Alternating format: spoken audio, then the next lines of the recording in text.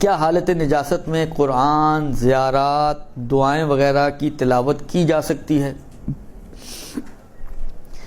دیکھیں، فقہی طور پر اگر آپ بات کروں میں کہ شرعاً و فقہاً حالت نجاست میں قرآن، زیارتیں، دعائیں پڑھنا کیسا ہے، تو حرام تو نہیں ہے، سوائے جنابت کی حالت میں ان آیات کے پڑھنے کا کہ جو سجدے والی آیات ہیں آغا سیستانی وغیرہ کے حساب سے، اور آغا خمینی کا پورے سورے کا مسئلہ تھا، ان کو چھوڑ کر باقی نہ قرآن پڑھنا حرام ہے، نہ دعا پڑھنا حرام ہے، نہ زیارت پڑھنا حرام ہے۔ درست؟ حرام تو بہرحال نہیں ہے، یہ فقہی مسئلہ تو ہو گیا۔ لیکن لوگ ہوتے ہیں دو طرح کے، کچھ ایسے لوگ ہوتے ہیں کہ جو انتہائی سست،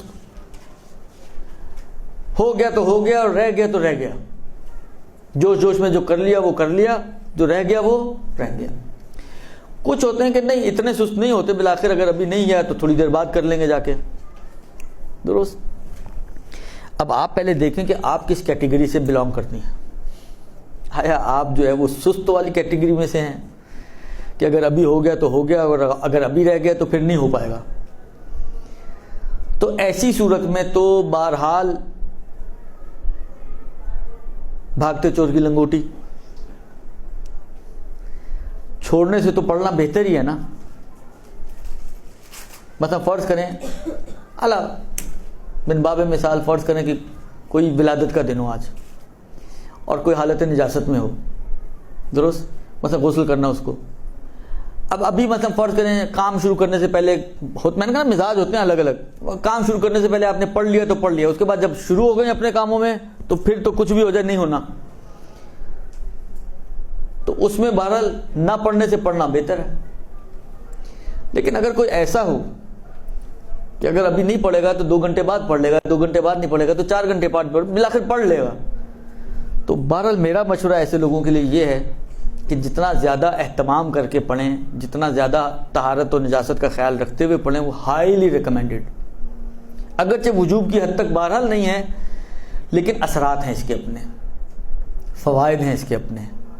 آپ خود سوچیں، ایک شخص مثلا میں ہوں، درست؟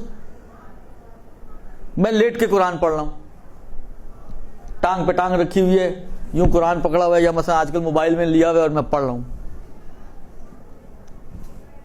اور ایک شخص ہے جو اٹھتا ہے، وضو کرتا ہے، قبلہ رخ ہو کے بیٹھتا ہے، ادب و احترام کے ساتھ قرآن لے کر قرآن کو پڑھ رہا ہے، کیا خیال ہے آپ کا؟ فرق تو ہے ہی نا، یعنی جب ہم فرق محسوس کر رہے ہیں تو خدا کی نظر میں فرق نہیں ہوگا کہ ایک شخص ایفرٹس کر رہا ہے، وضو کر رہا ہے، اٹھ رہا ہے، قبلہ رخ ہو کے بیٹھ رہا ہے، بیٹھ کے نماز قرآن پڑھ رہا ہے، اہتمام کر رہا ہے اس کے لیے، اور ایک شخص، یعنی بالآخر یہ چیزیں بتاتی ہیں کہ آپ سامنے والی کی چیز کی اہمیت کے کتنے قائل ہو۔ ایک اس کو ایک عام کتاب کی طرح پڑھ رہا ہے، ایک اس کو قرآن کی طرح پڑھ رہا ہے۔ ایک زمانہ تھا جب ہمارے بزرگوں میں یہ ویلیوز موجود تھیں، مثلا نیاز بناتے تھے تو بڑے اہتمام سے بناتے تھے، کوئی نجس عورت اس کمرے میں نہیں آ سکتی تھی، اس کمرے کو پہلے دھویا جاتا تھا، حالانکہ گھر نجس نہیں ہوتا تھا، لیکن اس کے باوجود اہتماماً اس کو دوبارہ سے پاک کیا جاتا تھا، باوضو ہو کر نیاز بنائی جاتی تھی۔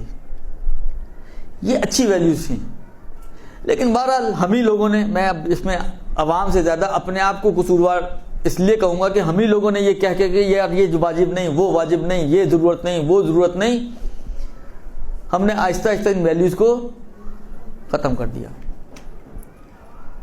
اب وہی والی بات ہے، ہاتھ منہ دھلا ہے کہ نہیں دھلا ہے، جاتے ہیں جا کے نیاز بنانا شروع کر دیتے ہیں، خود پاک ہیں، خود نجس ہیں، کوئی روکے ٹوکے کوئی حرام تو نہیں ہے نا، کہانی ختم ہو گئی، پیسہ ہضم ہو گیا۔ جتنا اہتمام کریں ان چیزوں کو، بعض روایتوں میں اس کے، میں اس مزید آگے نہیں جانا چاہ رہا ہوں، لیکن بعض روایتوں میں بھی ان باتوں کے شاہد موجود ہیں کہ ان متبرک چیزوں کا احترام کرنا چاہیے انسان کو. اور بالآخر دیکھیں ہمارا تو سارا کام ہی نسبتوں پہ چل رہا ہوتا ہے نا.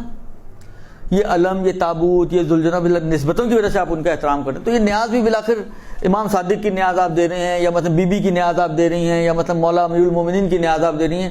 تو بالآخر نسبت تو انہی ہستیوں سے ہے نا. تو اہتمام کیا جائے، تھوڑا بہت احترام کیا جائے اس کا، البتہ ایسا کہ جو معقول حد تک ہو، وہ بہت اچھا ہے. میں سمجھتا ہوں کہ ریکمینڈڈ ہے شرعن بھی. کہنا کہ بعض روایتوں کے، حالانکہ شرعن سے مراد میری ہے کہ بعض روایتوں میں اس قسم کی چیزیں ملتی ہیں کہ ان کو اہمیت دینے کی بات کی گئی ہے. اور جہاں تک وجوب و حرمت کی باتیں ہیں تو بھلے واجب بھی نہیں ہے اور حرام بھی، یعنی واجب نہیں ہے کہ آپ یہ اہتمام کریں، اور نہ کرنا حرام بھی نہیں ہے. آپ جس طرح ہیں اسی حالت میں آپ قرآن پڑھیں، آپ زیارتیں پڑھیں، آپ دعائیں پڑھیں. جو صرف پابندی ہے وہ یہی ہے کہ حرم میں جا کر معصومین کے اور اس کمرے میں آپ نہیں بیٹھ سکتے ہیں، لیکن آپ بہرحال زیارت پڑھ سکتے ہیں، آپ دعائیں پڑھ سکتے ہیں، آپ سب کچھ کر سکتے ہیں، کوئی حرج نہیں ہے. برحمتك يا أرحم الراحمين وصلى الله على محمد وآله